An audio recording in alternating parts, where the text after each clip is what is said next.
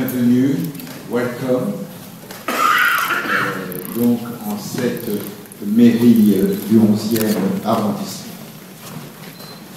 Je ne sais parler que le français, donc je me permettrai de m'exprimer en français et je voudrais donc vous souhaiter à vous toutes et à vous tous la bienvenue en cette mairie du 11e arrondissement. Je ne sais si vous le savez, mais en France, on appelle les mairies des maisons communes. Et je veux que vous sachiez, mesdames, messieurs, que la mairie du 11e arrondissement est non seulement une maison commune,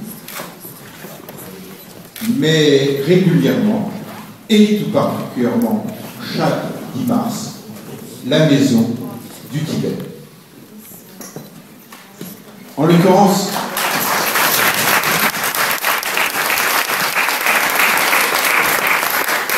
je m'exprime devant vous à la fois comme député et comme maire du 11e arrondissement avec énormément d'émotion, comme à chaque fois que je suis amené à m'exprimer dans une assemblée réunie pour exprimer sa solidarité avec le peuple tibétain et pour dire son espoir qu'un jour le Tibet soit libre.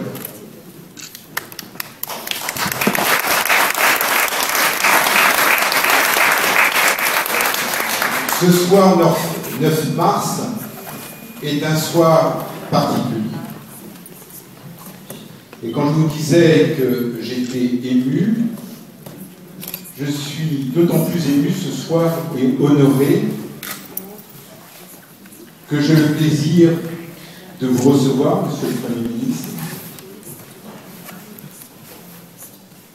et en vous recevant, d'avoir l'immense bonheur de vous revoir, puisque vous m'aviez accueilli avec la première délégation de députés qui s'est rendue à Dharamsala à votre invitation, à l'invitation du gouvernement tibétain et du Parlement tibétain. C'était en 2005, il y a bientôt 7 ans de cela. Je n'osais espérer avoir le bonheur un jour de vous rendre quelque part l'accueil si chaleureux que vous aviez su nous accorder lors de ce séjour. Donc mon émotion est grande. Mon émotion est grande de vous accueillir en cette mairie, au fronton de laquelle, comme chaque mars, flotte le drapeau tibétain. Et mairie du 11e arrondissement, comme beaucoup d'entre vous le savent, qui a participé pleinement à la campagne de parrainage de communes du Tibet par des communes de France, animée par France Tibet et par mon ami Marcel Roux, que je connais depuis seulement 24 ans. C'est elle qui m'a initié. C'est Marcel, que je salue, qui m'a initié il y a 24 ans de cela à la cause tibétaine et à la nécessité de se mobiliser pour la liberté de ce peuple. Je ne te remercierai jamais assez, Marcel, d'avoir fait de moi un militant de la cause tibétaine. À ce titre, la mairie du 11e arrondissement a l'immense honneur, et nous en avons décidé très officiellement, par un vote unanime du Conseil du 11e arrondissement, nous avons l'immense honneur, parce que nous sommes à Paris, de parrainer Lhasa, la capitale du Tibet. Et cette campagne de parrainage continue, puisque si j'ai bien lu ce que tu m'as envoyé, demain 10 mars, nous connaîtrons la 50e commune de France qui parrainera une commune du Tibet. Nous nous retrouverons bien sûr nombreux demain à 15h au Trocadéro sur le parvis des droits de l'homme pour dire combien nous restons plus que jamais mobilisés pour que le peuple tibétain ait un jour, et espérons-le un jour prochain, le droit tout simplement de disposer de son destin. En l'occurrence, mesdames, messieurs, je voudrais également m'exprimer en tant que député, vice-président du groupe d'études sur le Tibet à l'Assemblée nationale, et associer à la fois le président Lionel Lucas, mais également le président du groupe d'études sur le Tibet au Sénat, Jean-François Imbert, retenus l'un et l'autre dans leur circonscription.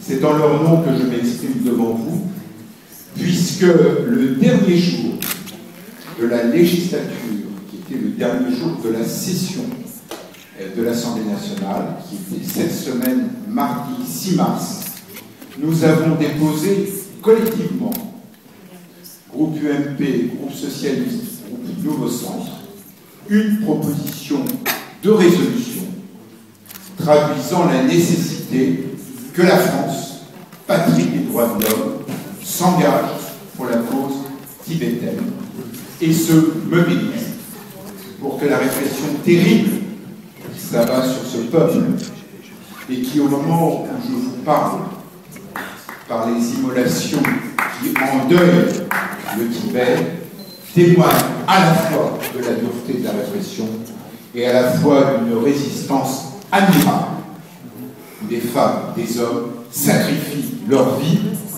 pour qu'enfin le monde, les démocraties, regardent vers le Tibet, se mobilisent, interpellent les autorités chinoises et pour que, oui, le plus vite possible, cela change, que les autorités chinoises revoient leur position et qu'enfin, des négociations véritables s'établissent pour qu'un jour, le Tibet puisse être autonome.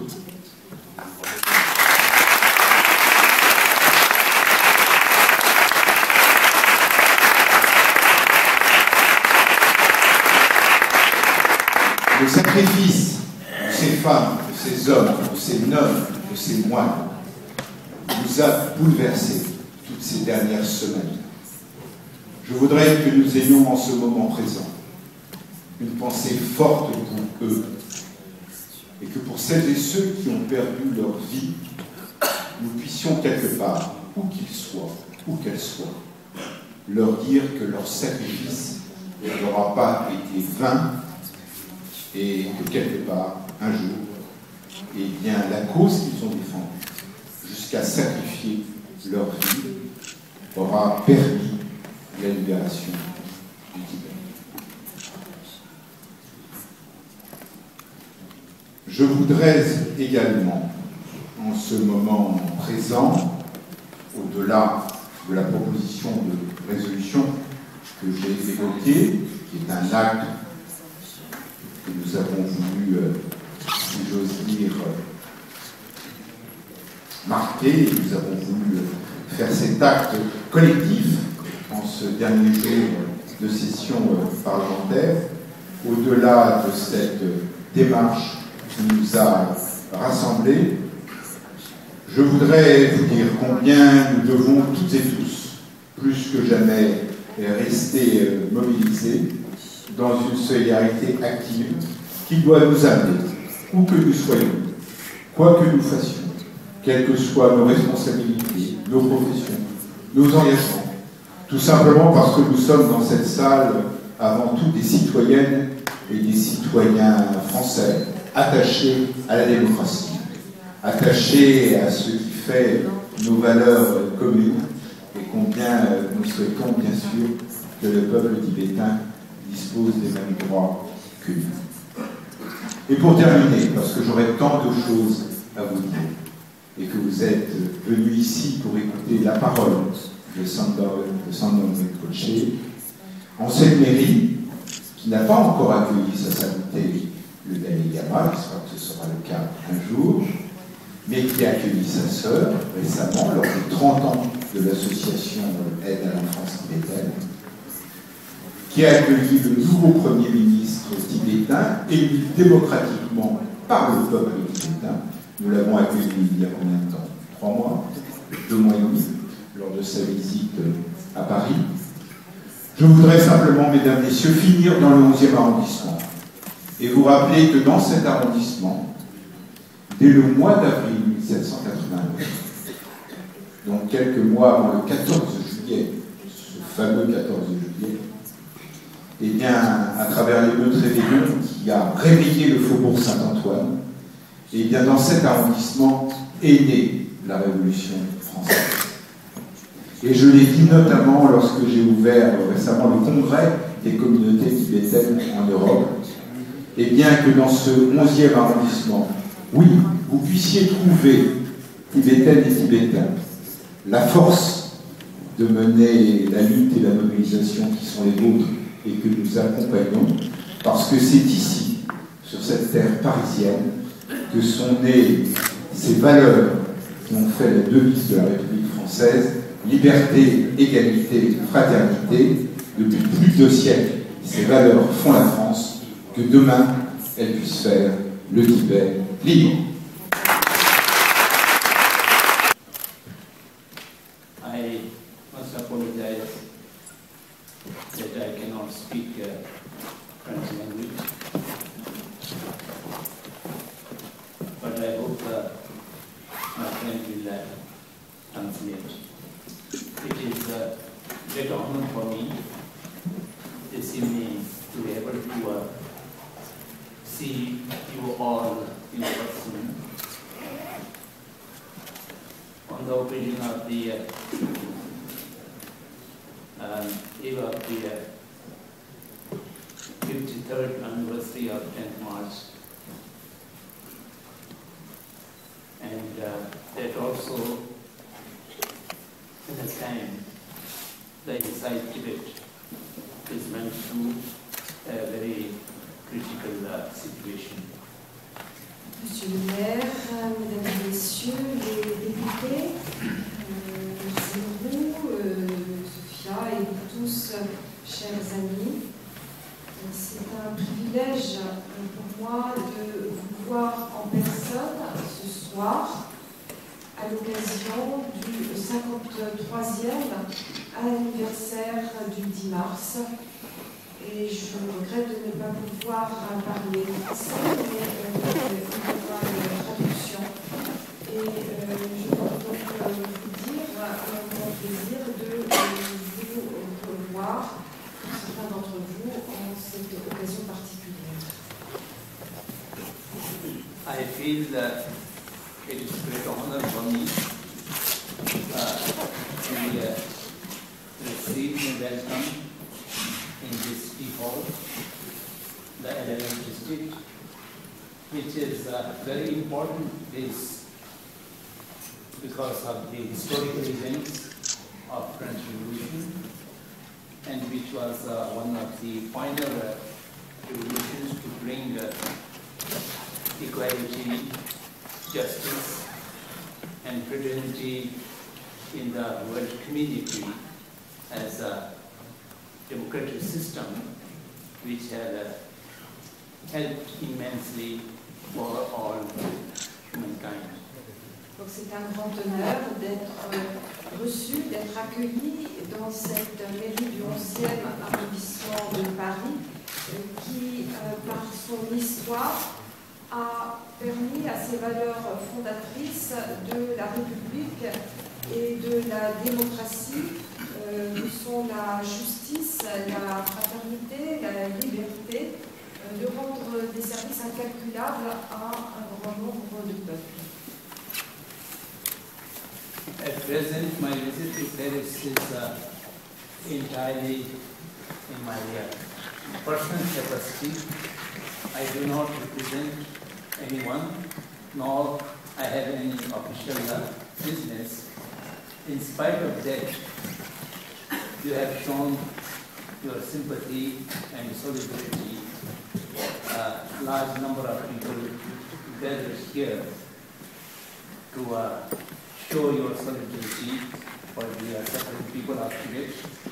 It is self-evident that people of France have immense solidarity and sympathy for the Tibetan people. Sandro Rinpoché explique qu'il est ici en France à titre purement personnel. Il ne vient pour représenter personne, ni dans une fonction officielle. Et cependant, il remarque que vous avez été nombreux à vous rassembler ce soir pour exprimer votre sympathie avec les souffrances du peuple tibétain. Et c'est donc une évidence que de la part du peuple français, il y a une grande solidarité avec ce qu'endure aujourd'hui le peuple tibétain. People of France are unique in supporting Tibetan people. I am aware that in this country there are numerous organizations and groups of Tibetan support, individuals, organizations, and parliamentary group, and also various NGOs who are working tirelessly for the last almost 50 years, and which give us strength and hope for the future of Tibet, resolution of Tibet issue. Donc les Français ont un engagement tout à fait singulier, unique, pour la cause tibétaine. Ils sont nombreux, à titre personnel, dans des associations, différentes organisations, des groupes parlementaires aussi, à nous exprimer leur soutien, et cela d'une manière constante depuis 50 ans. Et ça a été un encouragement pour nous, ça nous a donné la force donc, de poursuivre, et donc nous en sommes reconnaissants. I know a number of people who are entirely dedicated their time, energy, and resources for the work of Tibet support, and initiated so many actions and manifestations. And I also remember at this moment number of our very close friends in support of Tibet who are no more with us, and I remember them as well. Et parmi ces personnes qui nous soutiennent, vous êtes nombreux à consacrer tout votre temps, votre énergie, vos ressources à soutenir notre cause. Et donc, Sandro Rinpoché se souvient de certaines personnes qui ne sont plus parmi nous aujourd'hui et qui ont été depuis le début des défenseurs de la cause tibétaine. Donc, il leur rend hommage. You are long-time supporters and friends of Tibet. Therefore, you know very well the past history, the present situation, and particularly at this moment, what kind of things are happening in Tibet. So therefore, I do not want to waste the time by elaborating the information or the situation in Tibet, taking it for granted that you are aware of all these things. Vous tous présents ici, depuis de nombreuses années, vous êtes impliqués dans le soutien de la cause tibétaine. Donc vous connaissez parfaitement l'histoire, le passé, vous êtes aussi au courant de la situation actuelle. Et donc, le professeur Sandro Rinpoché ne veut pas gâcher votre temps en vous rappelant des choses que vous connaissez déjà. Therefore, I would like to take this opportunity to draw your attention some of the basic philosophical background and what kind of things which need to be done, not only for the Tibetan people, but the suffering people wherever they do exist. Et donc, plutôt que de se lancer dans une rétrospective historique, ce soir, c'est l'occasion de revenir sur le contexte philosophique qui nous permet de comprendre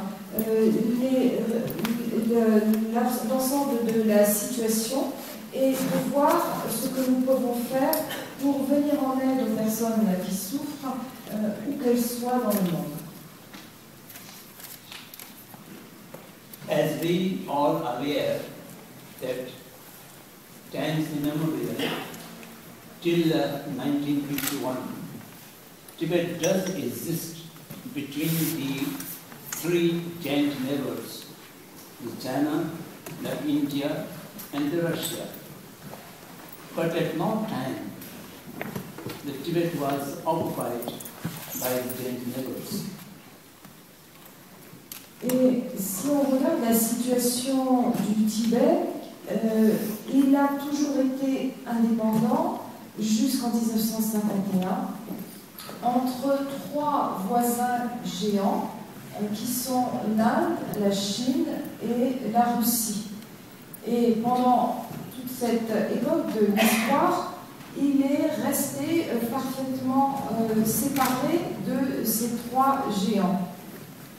In the 13th century, for a period about 30 to 40 years, Tibet was occupied by the Mongolian force after the great invasion of Genghis Khan. But immediately they have restored the sovereignty of Tibet back to Drumlin Tibet Papa in the end of the 13th century. Et au XIIIe siècle, il y a eu une période qui a duré entre 30 et 40 ans, au moment donc de la grande invasion du Tibet par les armées de Genghis Khan. Et à cette époque-là, effectivement, le Tibet a été occupé, mais il a récupéré sa souveraineté grâce à l'action de Chögyal Palpa, qui lui a donc rendu sa pleine souveraineté. Since 1270s till the 2050s, Tibet remained a sovereign, independent country having very good relationship with the people of the neighboring countries. Donc du XIIe au XXe siècle, le Tibet est resté un État indépendant qui a entretenu de bonnes relations avec les pays voisins, les États voisins. What I wanted to say is that the occupation of Tibet in 1951 by the communist region of China is not an accident. It is a symptom of a greater change all over the world. Et donc, ce que je veux dire pour certain nombre de choses, c'est que l'invasion du Tibet à partir de 1951 par la Chine communiste est un accident de l'histoire. C'est en fait le symptôme de grands bouleversements qui se sont produits dans l'ensemble du monde.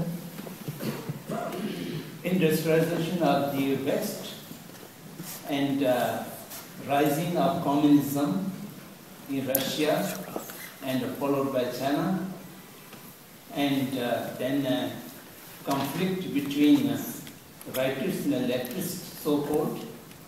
These are a symptom of a larger human changes or human problem or human maladies.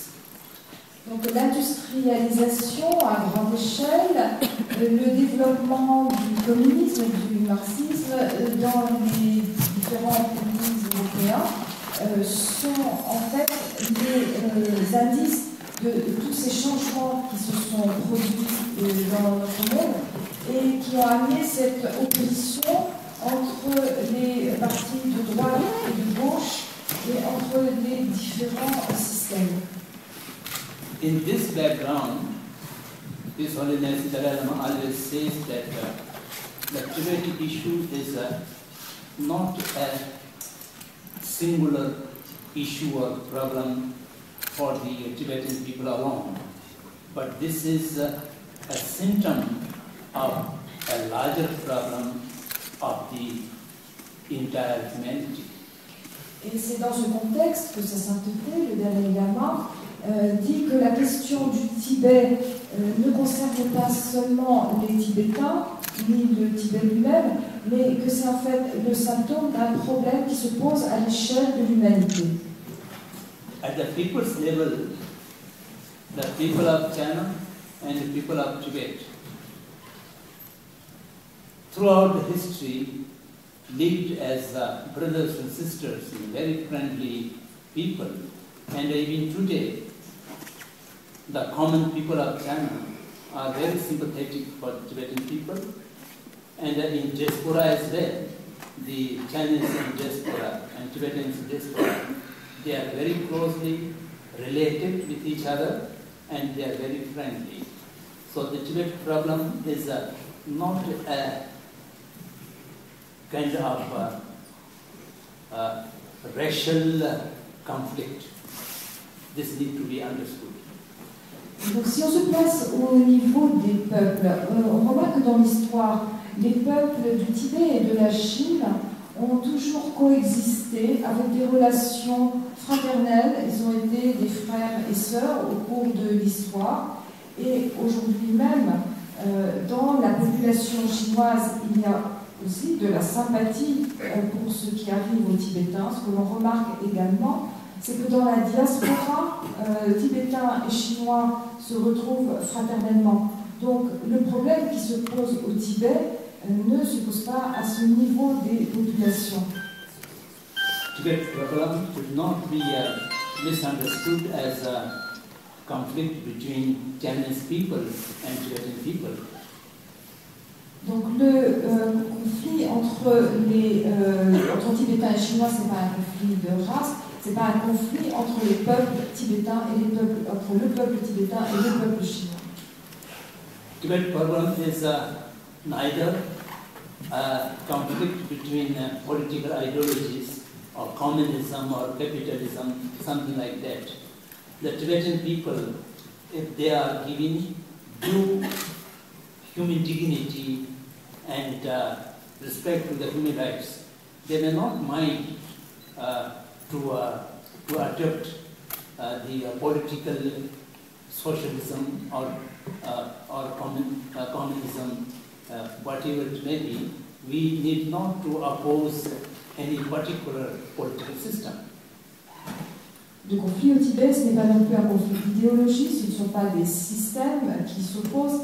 Et en fait, si on reconnaissait aux Tibétains les libertés et les droits fondamentaux, ils seraient prêts à accepter ce système communiste chinois. Donc le problème ne se pose pas à ce niveau-là, au niveau de l'idéologie. And this is neither for political power. It is not a conflict that who should rule the Tibet. And we do not mind to remain as a part of this world China, provided there is a rule of law and there is a proper administration of the Tibetan people with respect of human rights and human dignity. Donc ce n'est pas non plus un conflit de pouvoir qui touche le Tibet actuellement, parce que si les Tibétains ne refuseraient pas de vivre sous la loi chinoise du moment qu'il y ait vraiment un état de droit et qu'on leur reconnaisse leur liberté fondamentale. The freedom of conscience and freedom of life, these two things are fundamental requirement for any living system, any living creature. La liberté de conscience, la liberté de vivre sont des conditions inaliénables de tout être vivant, de toute créature vivante. The present situation in Tibet is completely against the law of nature and any basic requirement of the rule of law.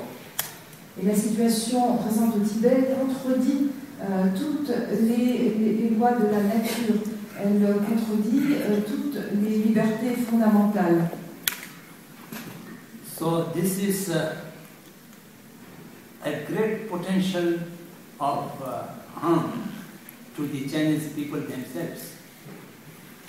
Et cela représente donc un grand danger potentiel de nuisance pour la population chinoise elle-même.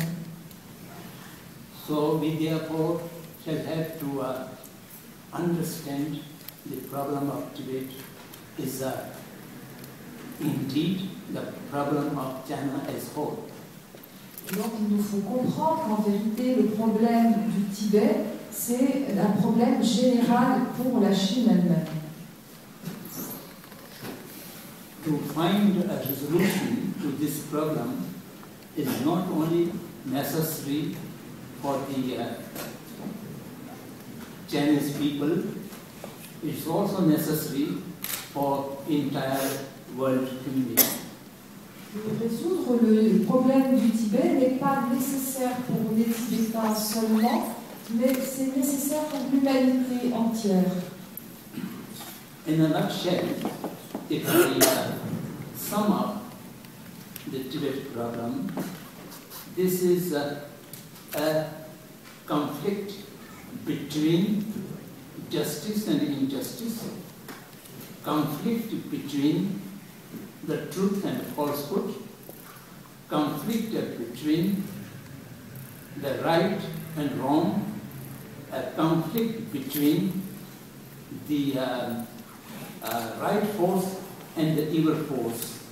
So therefore, we shall have to pinpoint what is the real cause of the problem and where the solution can be searched.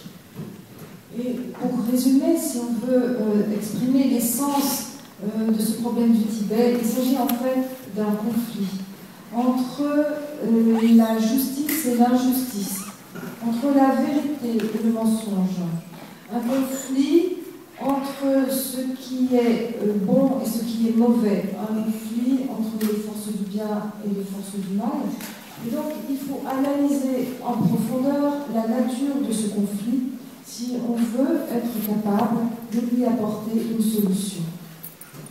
The conflict between the truth and the falsehood is manifested in a number of different symptoms, such as increase of violence, degradation of ecosystem and the environment, and increase of economic disparity, and increase of numerous different health problems and nature problems.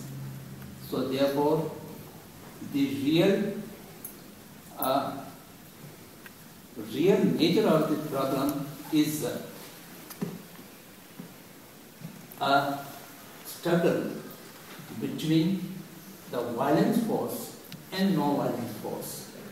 That is quite clear. Donc, si on examine la situation, cette opposition entre ce conflit entre la vérité et le mensonge, il se traduit dans différents symptômes. Et ces symptômes, c'est l'augmentation de la violence, l'augmentation au niveau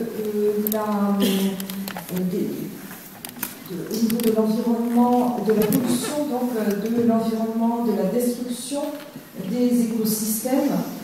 Tout l'ensemble de ces symptômes indique une crise, et c'est en l'analysant qu'on va pouvoir, on arrive à une opposition entre la violence et la non-violence. We feel that satisfaction that people of Tibet inside Tibet and as well in diaspora, in spite of all the odds and the provocations, we were able to commit ourselves completely to the non-violence. And this is only the strength of the Tibetan people. C'est un grand encouragement de remarquer qu'en dépit de toutes les circonstances, en dépit de toutes les provocations, la population au Tibet est restée fidèle à son engagement pour la non-violence. Need to appeal you or ask you to support the Tibet people or Tibet cause. You are already having the sympathy and you are already doing it. What today I would like to ask you is that please look to the Tibet government's cause in a holistic manner and find the solution in the method of complete non-violence. And therefore, you must stand yourself and the people of Tibet for commitment to the non-violence and the feeling of a universal responsibility. Je n'ai pas besoin de vous demander ce soir de soutenir la cause tibétaine. Je n'ai pas besoin de vous demander de vous engager pour le Tibet parce que cela, vous l'avez déjà fait. Donc, ce que le professeur Sandro Rocher peut nous demander ce soir, c'est d'examiner la question du Tibet d'une manière globale, de la replacer dans un contexte holistique et de vous engager vous-même avec conviction dans l'approche et la démarche de la non-violence. Et de considérer que la question tibétaine, c'est une question qui nous met face à ce choix qui est celui de la violence ou de la non-violence. Mahatma Gandhi has said several times that if he were able to prepare 20 people completely matured in non-violence principle and such non-violent satyagraha around 20 people, he is competent to end the British rule within 24 hours. Similarly, we also think that the Tibetan people and the Tibetan supporters indeed matured themselves into a non-violent mindset and non-violent behaviors and complete non-violent action, then I think the misery of Tibetan people can come to end very soon. Le Mahatma Gandhi avait l'habitude de dire que s'il avait seulement autour de lui pu rallier 20 personnes, et s'il pouvait rallier donc autour de lui 20 satyagrahis, des personnes complètement consacrées à la vérité, à la force de la vérité, il pourrait mettre fin à l'impérialisme britannique en 24 heures.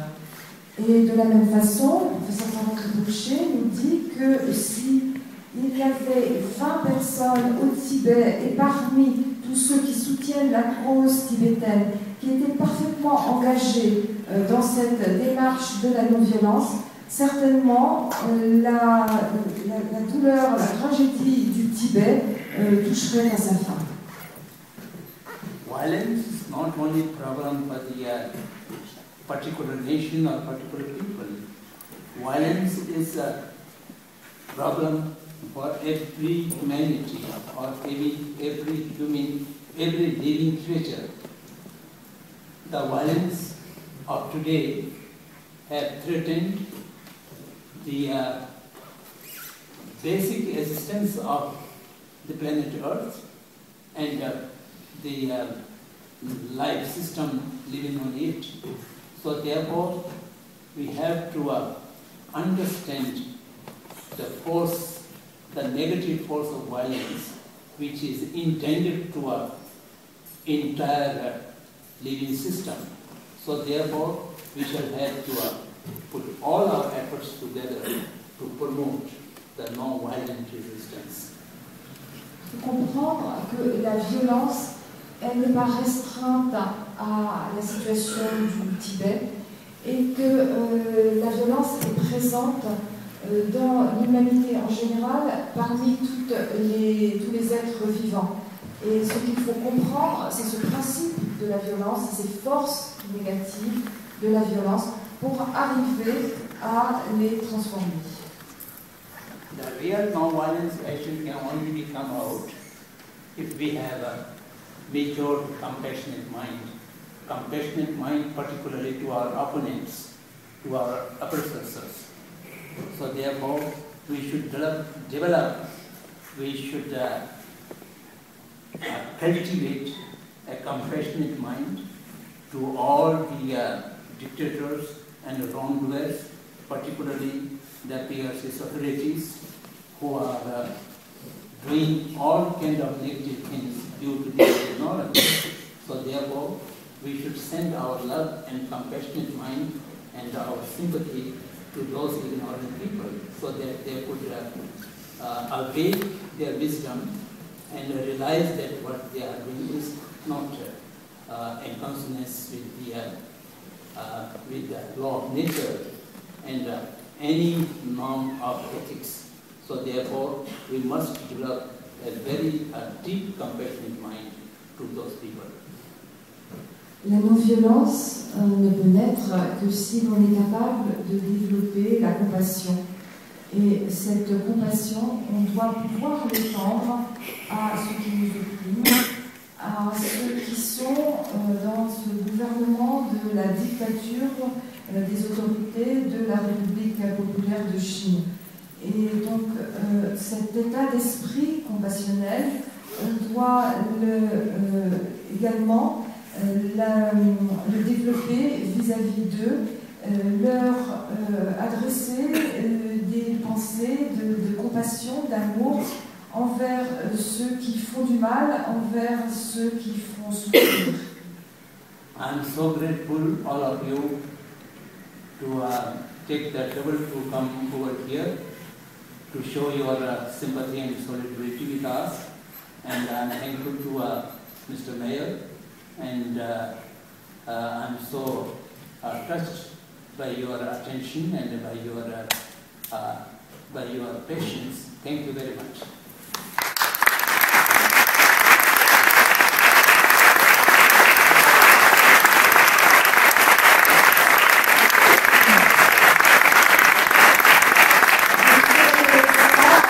Qui avait pris la peine de venir ce soir, qui est venu m'écouter, manifester cette sympathie, solidarité. Je suis particulièrement reconnaissant à M. le maire pour m'avoir invité. La France et l'Allemagne ont connu, pour des raisons un petit peu équivalentes à celles que vous avez données, 3 grandes guerres avec beaucoup de violence. Et certaines personnes ont pensé, dans un esprit de non-violence, d'oublier la nationalité, l'autonomie, et ont pensé à créer l'Europe. Est-ce qu'il est possible de penser que justement une solution peut-être pour travailler dans un esprit de non-violence, c'est d'oublier une revendication nationaliste, mais de penser justement une revendication de vivre ensemble, peut-être en repensant à Sun Yat-sen les 5 grandes nationalités, mais dans une vie démocratique, respectant les libertés religieuses et évidemment le respect des droits de l'homme.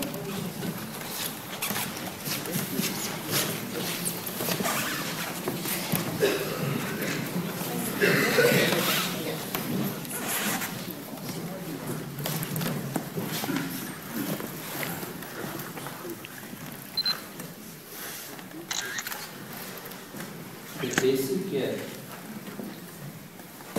idea of nationhood, which sometimes creates narrow nationalism,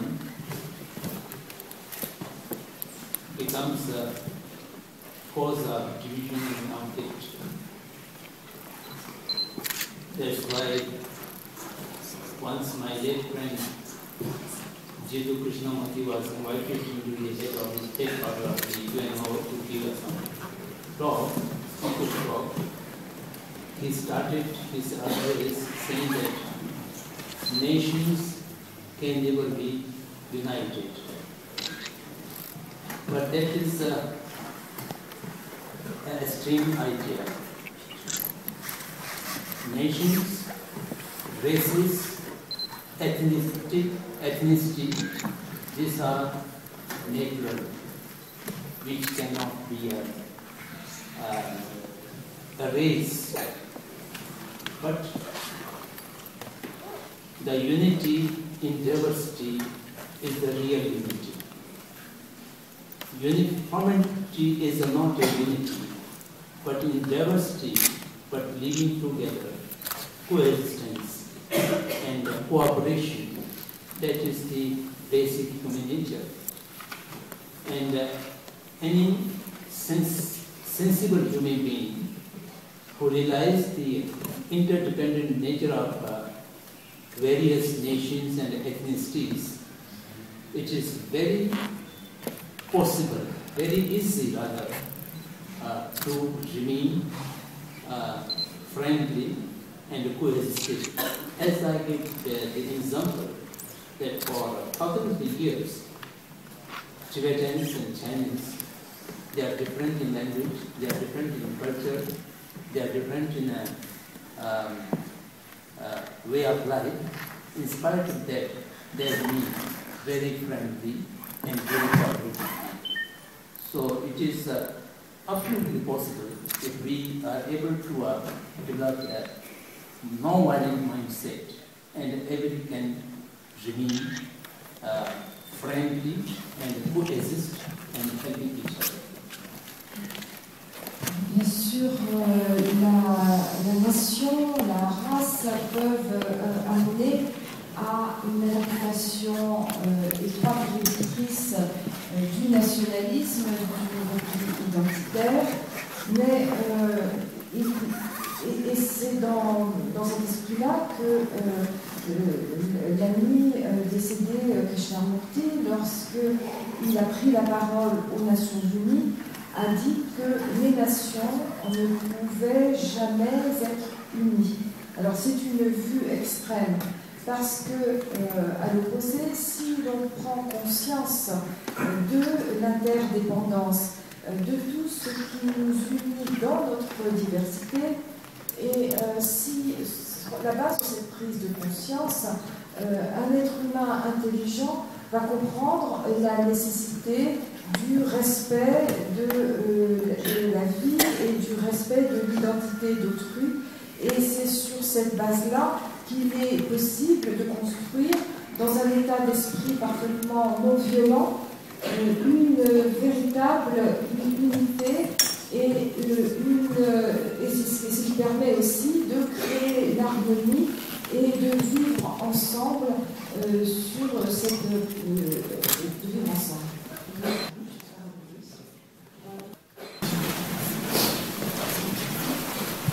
At this moment, I do not want to make any judgment. I appreciate their courage and their intention, and I also realize their desperate nature, their helplessness, and the compelling situation. We shall have to understand all this. And there's no use to debate whether this is positive action or negative action. People living in a compelling situation under repressive measure, then there's no any other option that people have to opt this kind of thing. One thing I can definitely say is that self-evolution is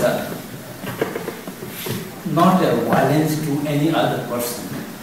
The suffering is taken upon oneself. And secondly, to give up life voluntarily, in many religious traditions, do not consider sin. For example, in the Jain tradition, they have the system of fasting to death. When people become at a certain age, then they wanted to liberate themselves, and they go on fast for months together, and finally they embrace death voluntarily. and these are not considered to be sin. And similarly, in the system of Satyagraha, the Gandhi's tradition, they also consider fasting to death is not an act of sin. It is a voluntary sacrifice of one's own life. So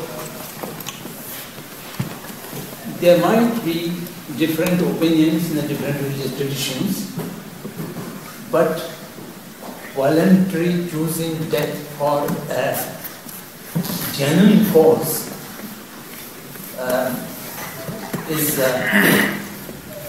definitely not a harming to others. That can be said. Donc pour l'instant, pour certains approchés ne veut porter aucun jugement sur ces actes.